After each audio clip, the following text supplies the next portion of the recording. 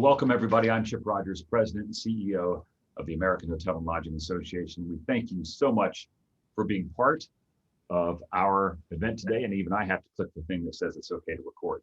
This event is being recorded. It's part of our forum series where we bring you the very best in thought leaders, both of those people who are leading our industry and those people who impact our industry. And we're very excited today to have a stellar lineup of guests. And it starts at the top. We'll have her in just a few minutes. The United States Secretary of Commerce, Gina Raimondo. We'll give her formal introduction. There she is in just one second. But before we get to Secretary Raimondo, I also want to remind you that Hyatt CEO Mark Hoplamazian, and who's also the chair of AHLA this year, and Chris Thompson, the president and CEO of Brand USA, will be with us in the latter half of the show. All of this is possible because of our sponsors. We want to thank them right now. We wouldn't be able to do this without them. Food by Spencer Stewart and Hodges Ward Elliott. And I want to make a special comment about Hodges Ward Elliott. As many of you know that in our industry, one of the partners, Mark Elliott, who is a dear friend to so many, a giant in our industry, unexpectedly passed away last week. Many of you were at the funeral. I happened to attend it as well. He was a true gentleman in every sense of the word and will be sorely, sorely missed. But we wanted to make sure we reminded people of that and how much we think about and care for Mark Elliott and his entire family. So a very sad note as we start this show today. Let's segue into and set the stage for where the industry is. Yes, recovery has begun, but it's begun in the leisure sector of our industry. And leisure travel is going well. There's no question about it, a lot of pent-up demand. But it's important to remember that collectively across the board for our industry, about 60% of the revenue is generated by what we would characterize as business, meetings, conferences, and events. Those are not back yet. And to really put this into scope, because in May, a lot of people started traveling again. It's spring, it's summer travel for some of the states in the South, and you still have late spring travel. But if you took May of 2021 and compared it to May of 2019, the drop between May of 2019 and May of 2021 is worse than the drop we saw in September of 2001. And so I think that's really important for people to remember that while recovery has begun, it has only just begun. And business travel and meetings and international travel are critically important to a full recovery. And that's what this show is going to be focused on today. And so that segues perfectly to our first guest, who is instrumental in setting the public policy for our country. And during a time when we are desperately looking to fully recover, I can think of no one more important to that recovery than the United States Commerce Secretary, Gina Raimondo. She has an impressive resume, to say the least. She was elected as the first female governor from the great state of Rhode Island, clearly understands our issues in Rhode Island, and was really one of the great champions for tourism and travel in that state. She has now, of course, joined the administration as the Commerce Secretary. She is a graduate of Harvard University, Oxford University, and a law degree from Yale. So Secretary Raimondo, you spent a lot of time at school. You also then went to the private sector. So you bring the best of both worlds to this job. We thank you for your leadership in Rhode Island and what you've already done at the Commerce Department. And I'll turn it over to you, and then we'll have a few minutes for questions and answers after that. Excellent. Thank you. Good afternoon. And good afternoon to everybody. And big thank you to the American Hotel and Lodging Association for having me today. I'm thrilled to be here. And mostly I just want you to know that I understand how brutal this year has been and am committed to working closely with you to do everything that I can, we can, and the Biden administration can to get the industry back on its feet. As Chip said, leisure is coming back, and I'm hopeful for a reasonably robust summer, but there's a long way to go, and I'm very aware just how devastated the industry was by the pandemic. Since January of 2020, travel and tourism industry lost over $621 billion in revenue, and the hotel industry lost over $146 billion in that same time frame. Revenue for the industry still down at least 20% compared to 2019 levels. I will say, until recently, I was the governor of Rhode Island. It was heartbreaking for me to see big, beautiful hotels closed and vacant for months at a time. And so I really understand the challenges that we face. Soon, we will be making an announcement that my department will be investing $750 million in the travel and tourism industry. We're working feverishly to get that money out the door quickly here, because I know time is of the essence. And we're also working to make sure that that money will be allowed to be used very flexibly, because I understand also that, travel and tourism is local, has local needs. In some cases, states might want to invest in convention center, in other states, outdoor recreation, other states, marketing. So help is very definitely on the way. $750 million will be coming out of the Department of Commerce soon, specifically for the travel and tourism industry, where there are still so many folks out of work. I also do want to take just a second to highlight the President's American Jobs Plan, which is what we are working so hard to get Congress to pass. It's very, very relevant for your industry, rebuilding infrastructure, investing in job training, investing in airports, trains, roads, bridges, parks, clean water is vital to what you do in improving and enhancing tourism experience. And so we are working very hard and urging Congress to pass the President's package. And I would just ask you to do the same, which is to say, understand it's a huge package, understand parts of it and advocate for it, because I think it will put tens of millions of Americans back to work and will definitely help your industry. But I look forward to working with you in the weeks and months ahead, working very closely with you. And I definitely know that better days are ahead for your industry in leisure travel and in business travel.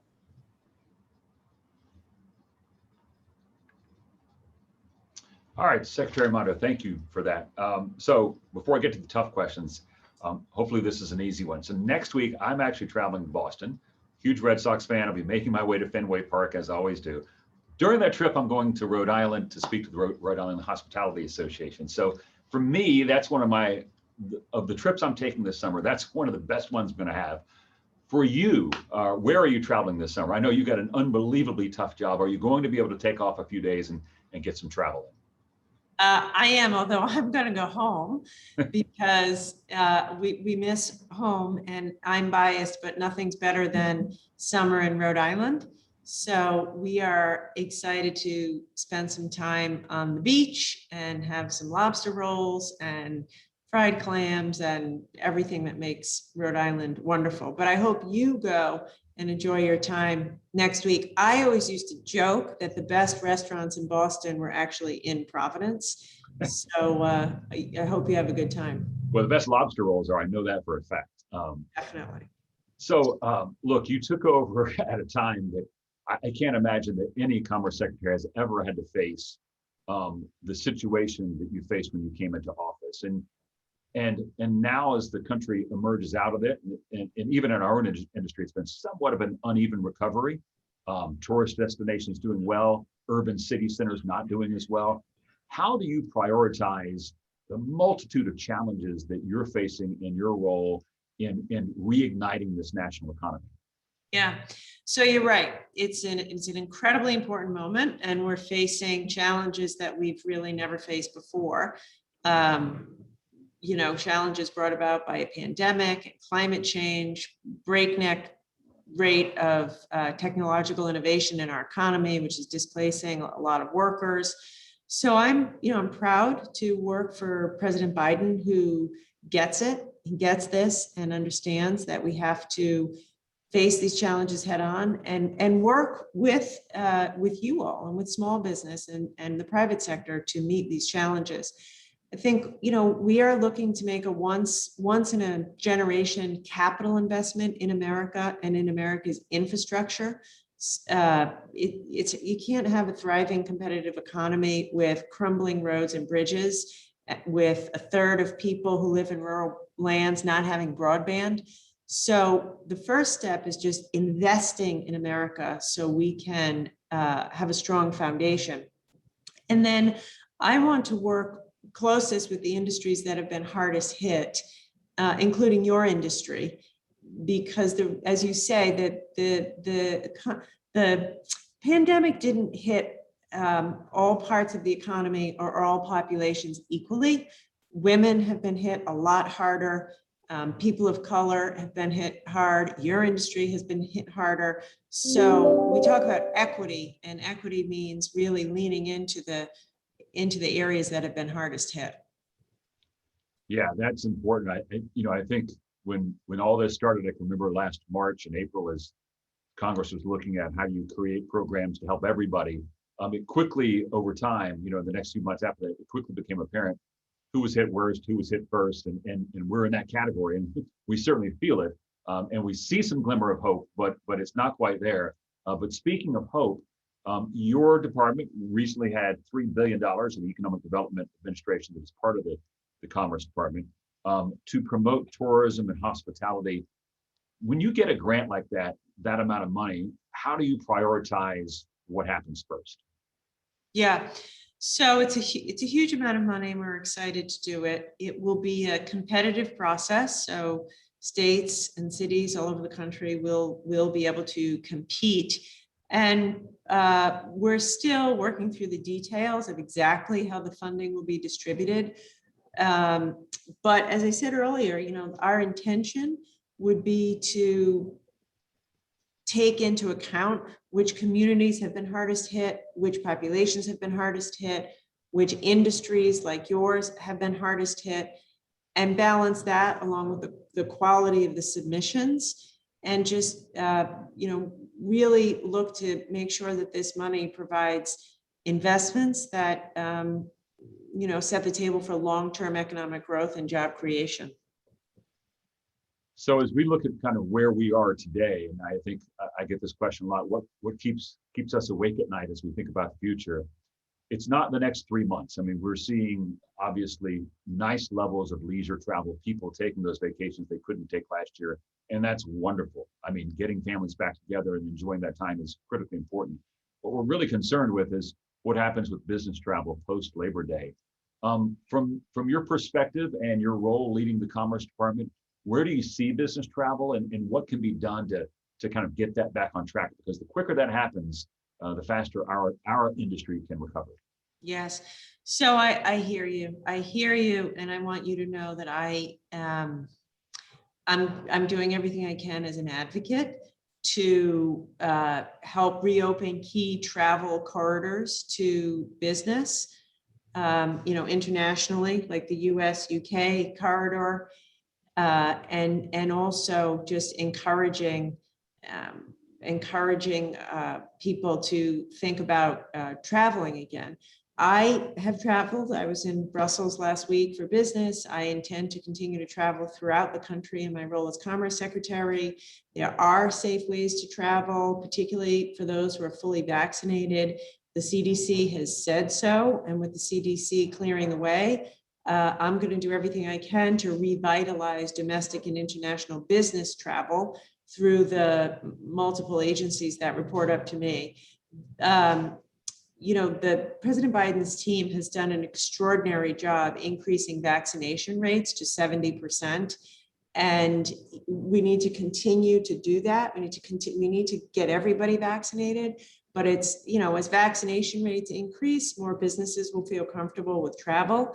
And again, as I said, we have to focus, as we are, on reopening the international corridors. So I'm actually hopeful that post Labor Day, we really will see a nice uptick in business and international travel.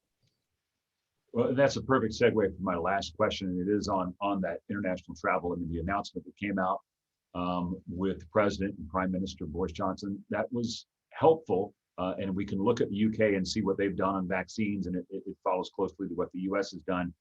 But boy, it would be nice to get the rest of Europe opened up a lot more quickly. You mentioned post Labor Day. Is that the general target? And what would that look like? Do you think it's going to be certain parts of the world will open up and then we'll slowly move to the rest of the globe, or we'll be taking, the entire EU at once? Yeah, it's a little bit hard to say. I would say this: easing travel restrictions safely is a top priority of mine and of the administration's. It's essential that as we go beyond the COVID-19 restrictions, we clearly communicate expectations as early as possible, and that those expectations be led by data and health guidance. But I can promise you this. Getting business travel going again and getting international travel going again is a top priority from the president and the White House on down across government. And we are collaborating across government to do everything that we can in order to ease travel restrictions safely, following the CDC guidance and, getting us back to traveling. I had a phone call or a Zoom, I think last Friday, Thursday or Friday, with the CEOs of all the airlines. I have been in continuous contact with CEOs of the cruise lines. I've been engaged very actively with stakeholders across your industry. We hear the message loudly and clearly. We know how important this is. And all I can do is assure you that we're on it and we're going to move as quickly as is safely possible. Secretary, we can't thank you enough for your time today, but more importantly, your leadership, what you're doing for our country. It is truly public service, and we recognize that and thank you for that. Please count on us as a resource to help you in anything and everything that you're trying to accomplish, because we can all get through this together, and with your leadership, we certainly will. So thank you for your time today. Thank you, Chip. Have fun in Rhode Island. Oh, I will. Thank you so much. Bye-bye. So that is a perfect segue to the next segment of the show today. I want to bring on, obviously, a friend to all of ours, the chairman of the American Hotel and Lodging Association and the president and CEO of Hyatt Hotels. And along with him, another dear friend, Chris Thompson, who's the president and CEO of Brand USA, which is the marketing arm to the rest of the world to bring visitors into the U.S. And by the way, create all those exports that are measured by those visitors coming here and spending money. So gentlemen, I'm going to throw it to the both of you, given your expertise, really the same question that I had for Secretary Raimondo, and that is, what are you seeing globally? Mark, I know Hyatt obviously operates around the world. Chris, you keep your finger on the pulse of what's happening for travelers around the globe. What are you seeing globally that gives you a little bit of hope that this is going to open up soon and people will get back into the U.S.? Well, maybe I'll just share my perspective briefly and then ask Chris to comment on what he's hearing from counterparties around the world through Brand USA. First, I'm really happy to be here with all of you. I thought that having the secretary be present and hearing from us directly and also just establishing a closer connectivity is really important. Chris can talk more about that because he operates under the oversight of the Commerce Department, so has had a lot of connection and contact with the Travel and Tourism Advisory Board, which is really the body under the Commerce Department that governs all of Brand USA's activities. The other thing I would say is that Chris and the Brand USA team has been a really important factor in our business by way of making the U.S. a really attractive destination for foreign travelers. As we all know, those travelers spend more when they're here. They spread the word when they're back in their home countries, and represent a really important piece of the export picture for the United States, because every person who comes and spends dollars in the United States is really an export of our culture, an export of our natural wonders and our people. So it's really important. In terms of our current state of affairs, every market around the world is going through its own evolution. And I would say the signs of hope are the progression that we see in China, which has been often referenced, both leisure, but also business travel. Very significant business travel has returned in China. Now that's all intra-China. but very encouraging. I think the incidence of travel to Mexico has been very, very strong. Chris can talk a little bit about the challenges that we have with Canada and Mexico being truly open, but so far that's been a real sign of hope. Europe has lagged, and we're hoping that that will evolve and continue to open up. But I think that if we imagine that we and other markets will follow the path of how China's unfolded, that's encouraging. I will ask Chris a lot of questions, I think, about what the prospects are for actually mapping out the specifics around US EU travel and US UK travel. So that's my current perspective. Chris, I'd love to hear from you on the same topic of, what gives you hope as you look around the world. And also, if you wouldn't mind, since 2019 was such a record year for international travel to the United States, or inbound international travel to the United States. By the way, thanks to you and your team in large measure. It might be worthwhile to just level set sort of what the activity base looked like back then and what the last 15, 18 months have been like from your perspective. So thanks, Mark. And let me first thank everybody for tuning in today. Thank you to AHLA and Chip and his team. They've been great advocacy partners for your sector and certainly for Brand USA and the rest of the hospitality industry in Washington. And their impact is much appreciated. And thank you to Mark, certainly first and foremost for your leadership at Hyatt, your chairmanship of the AHLA board, and then selfishly, your active engagement on our board. I have to echo some of what Mark said. I think I'm more optimistic than I've been since the start of the pandemic. I think that mostly has to do with the deployment of vaccines, certainly here in the United States, where I think we've set the standard on how to do it. In places like UK, as Chip mentioned, where it's also gone very well.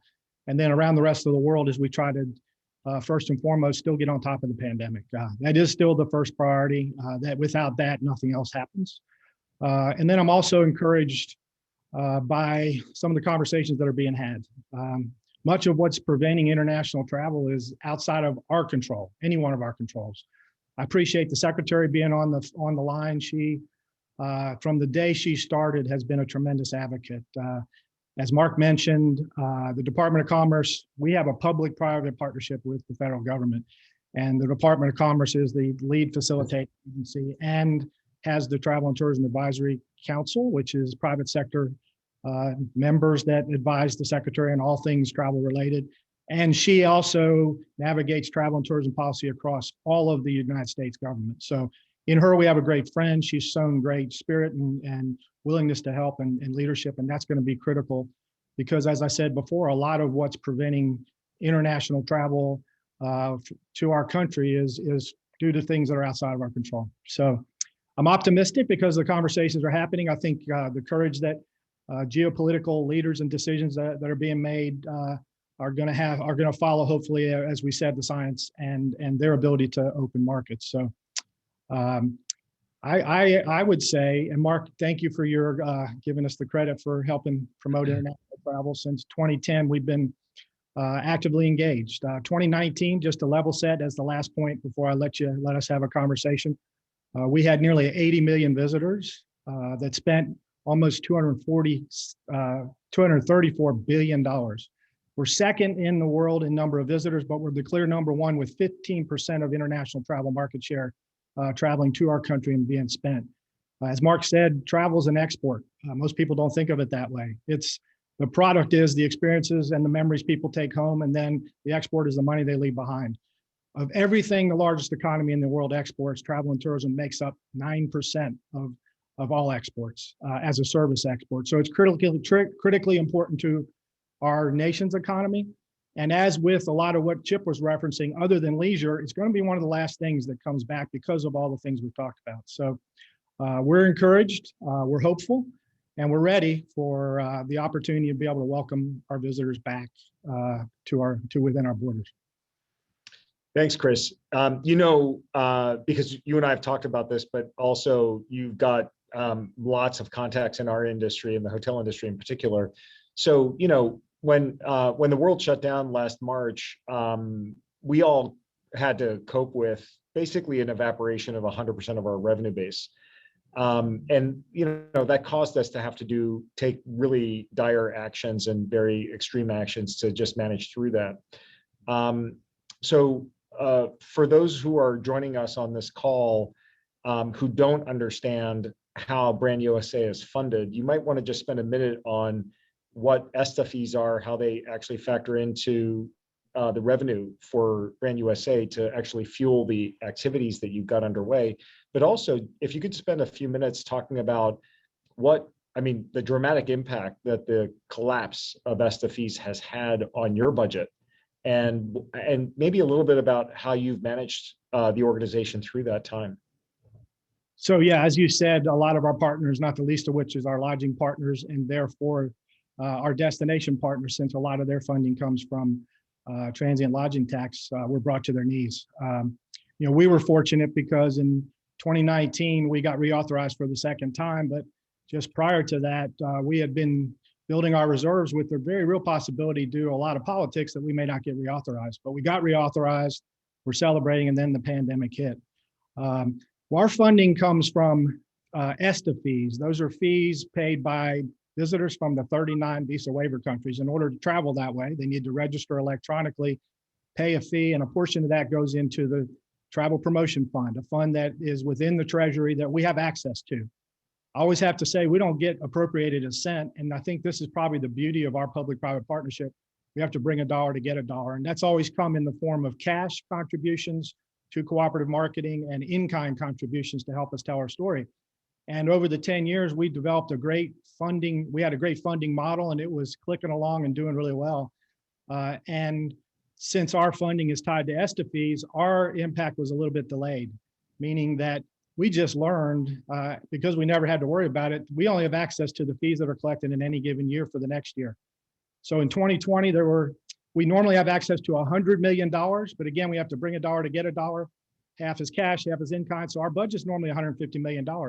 Our reserves were healthy. And so as we all did, like everybody else, sat back and tried to figure out what is this going to look like and how long is it going to last?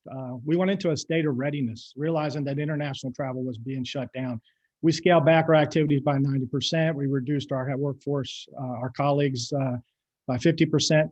And the two words I've grown to appreciate even more is respect to the situation, and patience. We've had to be patient. But now as we're looking at things coming around, we are looking at potentially starting a reentry to markets and a messaging and a marketing into markets as early as August 1st. Though no markets are open at the moment, we're encouraged by some of the conversations that are being happened, and we know that's going to happen sooner than later. So we think there's a light at the end of the tunnel. And there's 3 comms messages as we go back to market. I'm going into moving into what our recovery looks like. First is we have to prove we're ready. There's lots of things that are preventing people from traveling, borders being closed, air connectivity being scaled back. And we have to, first and foremost, get on top of the pandemic. When that happens, prove to everybody that we can welcome them. We need borders to be open, and with the Secretary's help, hopefully that'll happen sooner than later. Air connectivity will return pretty quick, and then we have to prove we're ready. And Mark, one of the things you talked about and Chip talked about is the return of the domestic market. I think there's no better proof that we're ready than us getting out and about. I'm here from my home. This is my living room. I just returned from a vacation to South Dakota with my wife and family and friends. And I think as our international visitors see us getting out and about, they'll see that we'll be ready once the borders are open. So we're hopeful. Probably before there was a tunnel with no light at the end of it. Now I think there's a glimmer of a light that's getting brighter. And so we're looking forward to the opportunity to get back to promoting. Then lastly, Canada, Mexico, half of our 80 million visitors come from those 2 markets. Both are currently closed. That was just extended. The land borders was just extended again till July 21st. We're hopeful maybe that the next time around that there could be some positive movement in that direction. And certainly some of the indications coming out of Canada suggest that would be the case. And if we could get those 2 markets open, if UK corridor could be open, like a lot of the conversations are being centered, then I think that's a big, UK is our largest long haul market. And if half our visitors come from Mexico and Canada, so that'd be a great start. Yeah, so I'm really happy you mentioned the proportion of those inbound travelers that came from Canada and Mexico, because I don't know that a lot of people actually understand that. A lot of people just imagine a lot of Europeans coming to the United States, but our neighbors are our biggest feeder market, so to speak.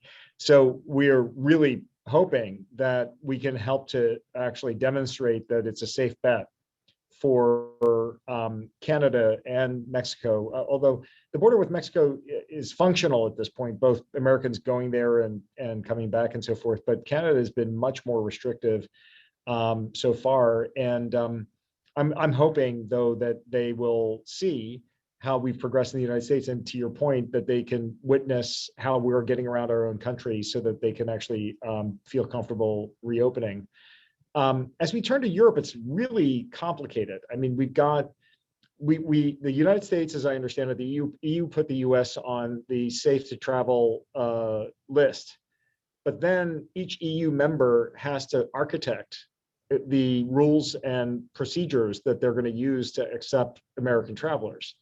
For example, questions like proof of vaccination, what formats and what evidence are going to be appropriate or permitted rather by each market.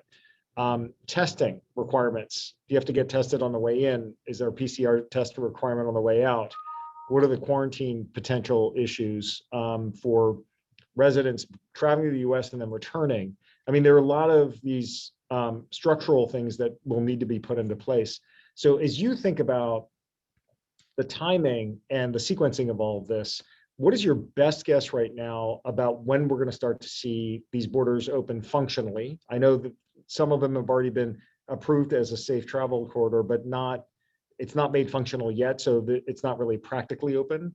And do you think that the coordination with the UK, for example, as a bilateral trade route or to other EU countries is functional at this point? Do you think that the US government is actually being successful in engaging with foreign counterparts to create the rules and procedures that we're going to need? So a lot there. I'll answer the last question first. Certainly, I think we've had the most progress in geopolitical conversations between the UK and the US about potentially opening an air corridor and proving that it can be done in a safe and healthy way. So still optimistic there, still hopeful there. And if that could happen, I think that would go a long way. As it relates to Europe as a whole, certainly this may be one of the first examples where Brexit hasn't served us well. UK jumped on top of deploying the vaccinations as we did, and they're probably as far along, if not quite as far along, but near as far along as we are in the deployment of that. The rest of the EU was delayed in getting the vaccines and deploying them, so it's been kind of a mess. Just recently, as you suggested, I think they've now opened their borders to vaccinated Americans. There's no reciprocal relationship there. The proof of vaccination is going to be a critical part of that, and certainly there's lots of theories and ideas out there, but we're going to have to settle on something, because in the end, that's going to be a big critical part of it. As we're looking at and trying to plan, and as you well know, as a member of our board, we've had to try to, as best we can, guess when return to market would happen. I guess as we've gone back and forth, we say it's better to be well-resourced and not as important to be perfectly timed. But as we look at it, we're starting with an August 1st deployment of proving we're ready. As I said, the best example of that is us getting out and about and enjoying the experiences we're inviting them to come do. And then we're going to launch a campaign of inviting influencers from around the world. Again, this has to be when the timing's right. It has to be when we're truly ready to come in and actually experience the USA. And that can happen right now, because that's not suggesting travel right now. It's just fueling that aspirational nature of the destination, fueling that travel dreaming, fueling that pent up demand that we know is out there. We talked about the return of domestic leisure travel. I think it's quicker and more powerful than any of us could have contemplated. I think the international return will be just as powerful. So the markets we're targeting is UK, as we talked about. The Mexico and Canada borders have been open for air travel with restrictions, but the land border is what we're talking about. And certainly a majority of the visitors come by land. And then we feel like Germany is one of the markets we have the best chance of probably cracking into in the UK sooner than later. So those are the four markets that we're going to be concentrating on. Once we get over that prove we're ready type campaign, then we're going to be welcoming them back. Lots of noise, lots of conversation about you can or you can't, and who's doing what and who's not doing what. But once we've proved we're ready, then we're going to extend a message through our United Stories campaign, which is the many voices around this country, the many experiences that they can have, putting them front and center to remind them why they love the USA, why they want to travel here. And then we need to work really hard to try to push it down the funnel into enticing them to convert. And we're going to work with our travel trade partners, both the receptives here and those friends and colleagues in market, to try to drive them to actual bookings as soon as we can. You know, I love, because I've told you this directly, but before, but I love the prioritization, the hyper focus on what markets are going to matter the most to us and how Brand USA can help to promote and really encourage or maybe even point elected officials and members of the Travel and Tourism Advisory Council to really leaning into opening up those bilateral markets that have the biggest opportunity for the U.S. So I love that focus. Speaking of focus, the other reality is that a lot of the destination management offices that are Brand USA's partners around the country have likewise gone through a really terrible time here. Do you see the financial and organizational health of the DMOs as a major ongoing risk, or do you think that they are also going to be able to get back on their feet and be effective in doing what they do, which is to promote their own destinations? So as some of our most engaged partners have been in the vertical brands, as with the lodging category here, and we appreciate all of our lodging partners and AHLA as the trade association protecting them. But in numbers and in total investment, our most engaged and invested partners are the DMOs at the state and the local level. These are organizations responsible for promoting their destinations. As we talked about earlier at Mark, as you guys were brought to your knees and you literally lost 100% of your business overnight, that was their funding source. So as the domestic economy is returning, as the domestic tourism economy is returning, then some of those resources are starting to come back. As the secretary mentioned, there's $750 million set aside for EDA grants, and a lot of those are going to be able to be focused on industry sectors and these destination marketing organizations to help them get back on their feet and to help them spur travel, to help them promote travel. So I think there's more optimism at those levels, and as the best partners or not the best, but the most invested partners that we have, we're encouraged that their ability to contribute to us and get our funding model back up and running looks better now than it has in a long time. Yeah, so we all have to keep our fingers crossed that those DMOs can get back on their feet, because that is going to be the lifeblood of both communication and getting the message out, but also the economic reality of how we can promote the U.S. and attract visitors. So that's going to be really important. So I have to ask you, Chris, so you've got a bunch of very interested participants on this call thinking about their own businesses and convenings, big conventions and get-togethers and gatherings, which has been one of the ways in which Brand USA has gone to market and really created visibility, and also engaging foreign partners and to understand what's available and what's here. So what's your own estimate or prognostication for when Brand USA will be holding its own convenings as you look forward in time? So I'll just echo one thing real quick here. The Chip said, if you look at the entire travel and tourism economy, 60% of it comes from non-leisure sources. So meetings, conventions, groups, and whatnot. So that's the part that's been slowed and lagged. But I certainly think that some of the smaller groups and some of the leisure component business or group businesses returning quicker. We're encouraged, hopefully, that Europe is going to open sooner than later. One of the major marquee shows that we hosted in 2019 for the first time, in the spirit of a world travel market that's in London and an ITB that's in Berlin every year, is our Brand USA Travel Week. And this is where we invite the people that facilitate travel from all the countries in Europe and into one location, and bring our suppliers over and have them have 3 days of really productive meetings. So right now we're planning to hold that meeting as a live event again after a virtual version of it last year in October of this year. So that'll be the first time that we personally have an event. But our great friends at the U.S. Travel Association are hosting IPW, which is the one time a year when we invite the world to travel to the U.S. to hold up a city and a state and otherwise promote the country. And that's going to be held in September this year in Las Vegas. So I think those are probably the two higher profile things that we're involved with that we see actually meeting face to face and hopefully getting back to some new normal of what we're used to. Well, I hope that the September meeting is able to meet its goals. I think one of the things that we're seeing among corporate customers is they're now booking dates for meetings that they want to hold that include people coming in from outside the U.S., but very cautious because right now, many of those markets are not functionally open.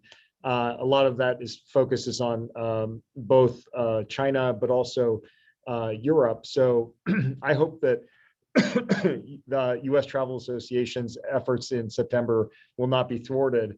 And I love hearing that you're focused on getting back to an in-person event in October. Got my fingers crossed on your behalf, but therefore on all of our behalves. So let's hope that can happen and really be successful. Our event's in London, and U.S. Travel's event was being hosted by our friends in Las Vegas and Nevada. That's great. I do have a question that's been posted that I just want to get to, which is what can be done to influence the doubters of safe, healthy, and professional reopening? We sort of need to have a uniform and standardized set of guidelines to reassure individuals and governments.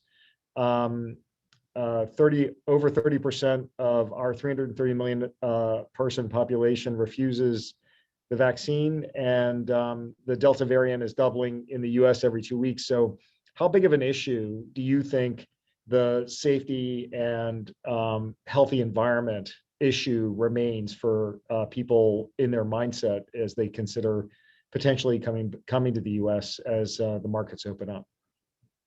As we've said for the past 15 plus months, the highest priority is getting on top of the pandemic. And certainly we have made great progress here in the US.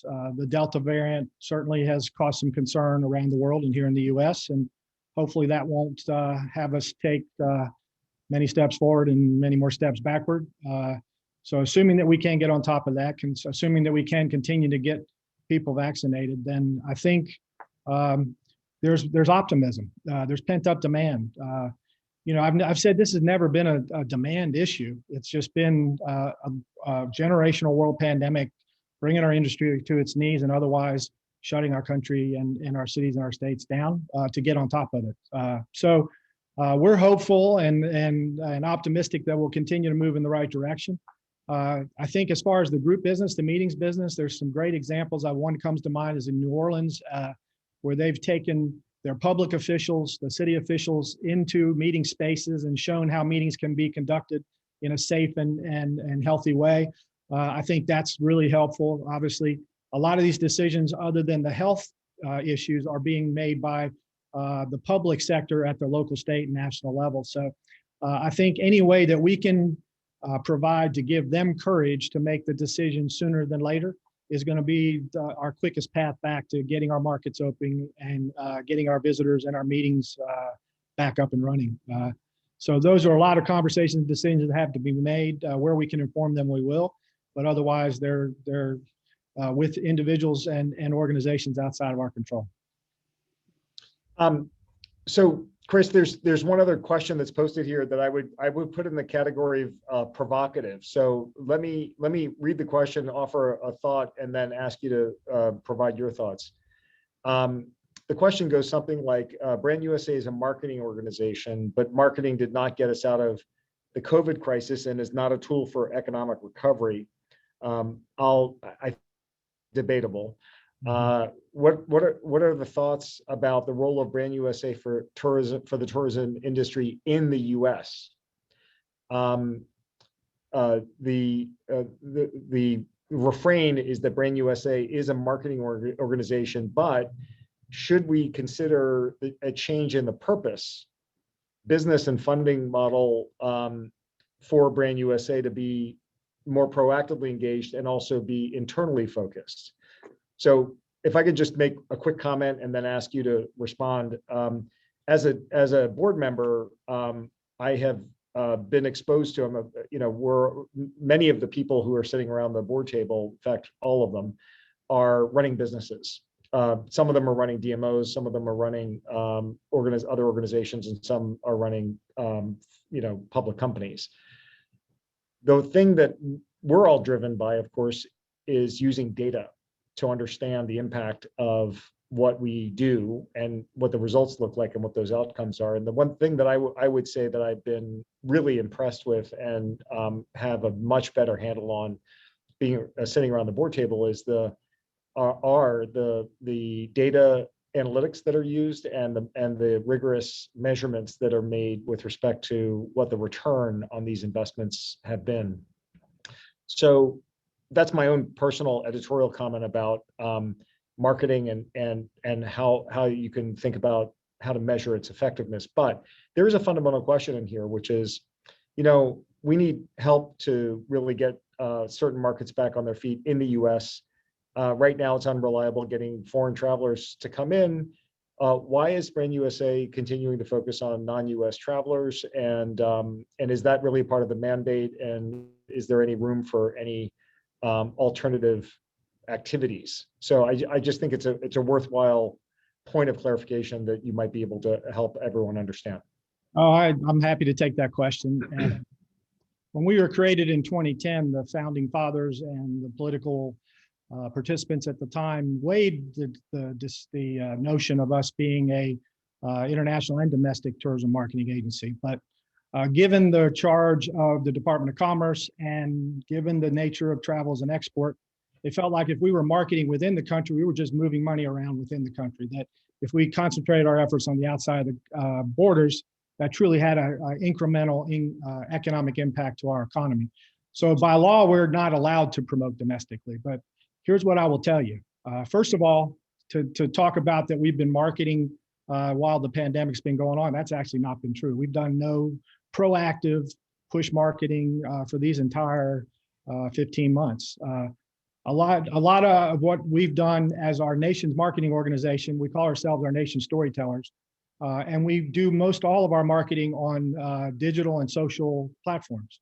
Our website, we brought into existence back in 2019, our Go USA TV channel, and all the marketing content partnerships that we have with various organizations that aspire within their vertical sectors is alive and well. So we've said that all along we've been fueling travel dreaming and otherwise providing distractions and entertainment for people when they want it, and when they could, and where they could go find it.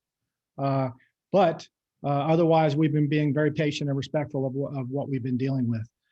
And our great partners at US Travel, a lot of their call to action platforms are actually our website, our content, both print and digital. And so a lot of what we developed that is telling the overall story of the 50 states, 5 territories, and the District of Columbia, and helping to amplify their individual stories is being consumed by our domestic, all of us as residents, because it is on digital platforms. So yep. We're not allowed to proactively and spend and deploy resources against promoting domestically. A lot of the resources that we have that help us tell our stories are consumed as much, if not more, domestically than they are internationally.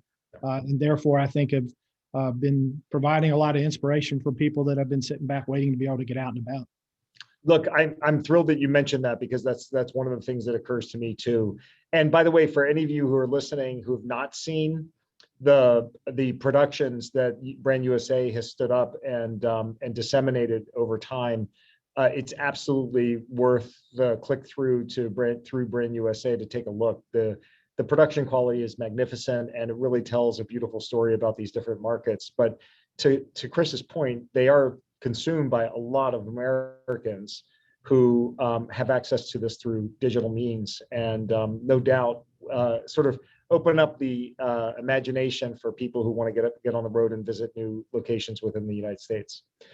Chris, we're going to have to draw this to a close, but I want to close with one last quick question from you, for you, which is, obviously you're here talking to the AHLA membership. And, there's been a long time partnership between Brand USA and AHLA in terms of cooperation. But if you had to be more specific to the members to leave them with something to be thinking about and how they might engage further in relation to your efforts, apart from being beneficiaries of your work, what would that look like? What do you want to leave people to think about?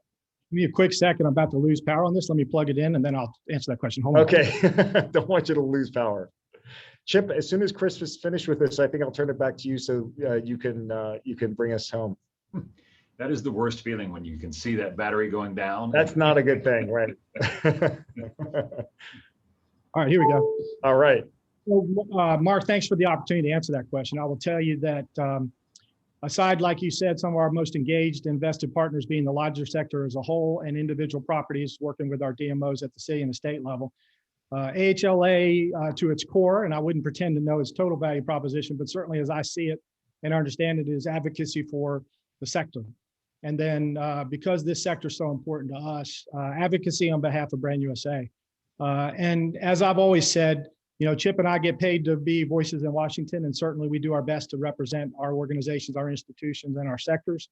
But the most engaged and invested and meaningful and powerful voices are those of the individuals back home who are constituents of our elected members and otherwise can have a lot of influence on shaping policy. So I think AHLA does a great job in specific policy tied to the sector and general policy tied to travel and tourism.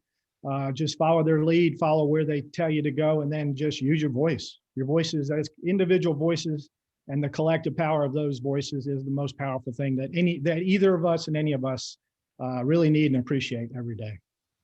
Chris, thank you so much for the time for joining us. And I can tell you, you should rest assured that Chip and the team at AHLA are very focused on how we can facilitate and make sure that the government is focused on the things that are the most important to get international travel going again, because it isn't really important to our industry, especially in urban centers and gateway cities, which continue to be the hardest hit even as we sit here today. Yes, resorts are screaming and the southern part of the United States is doing great, but a lot of the gateway cities are still way behind, and that's really an important unlock. So that's why HLA is focused in that way. So thanks again, Chris and Chip. I'll leave it to you to close us. Thanks, Mark. Mark, and let me just echo something that Mark said. If you have not watched the Brand USA videos, if you weren't already thinking about taking a vacation this summer, it will make you want to go take a vacation almost immediately. They're that good. Chris actually invited me out to the grand opening of one of them here in DC, and it was amazing. I mean, I wanted to get in my car and get out on the road the next day. So they're really that good. So wonderful work, Chris. And thanks, Mark, for your leadership and helping us in this program today. We're out of time. I do want to say thank you to our sponsors, again, Food Buy, our dear friends at Hodges Ward Elliott, who are going through a tough time with the loss of Mark Elliott. And what a great man he was, wonderful friend of the industry. And of course, our friends at Spencer Stewart. They make all of this possible. We bring to you the leaders who help lead our industry and those who help shape our industry from the outside, like Chris Thompson and Secretary Raimondo. Thanks again for all of you that support AHLA. We'll continue to bring you these programs. I also would like to remind everybody of two things. One, AHLA events are picking up and happening again in both a virtual sense and in a real sense. We'll be at Night of 1,000 Stars out in Los Angeles. So if you have the opportunity to join us there next month, that would be great. And then my closing statement, as always, in fact, it's so important of a statement and a request that it is now my background, if you see it here. Go to hotelsact.org. Please. This is what helps us move the needle, defending and promoting our industry. Please go to hotelsact.org and sign up, and we will see you again next time. Thanks for being with us.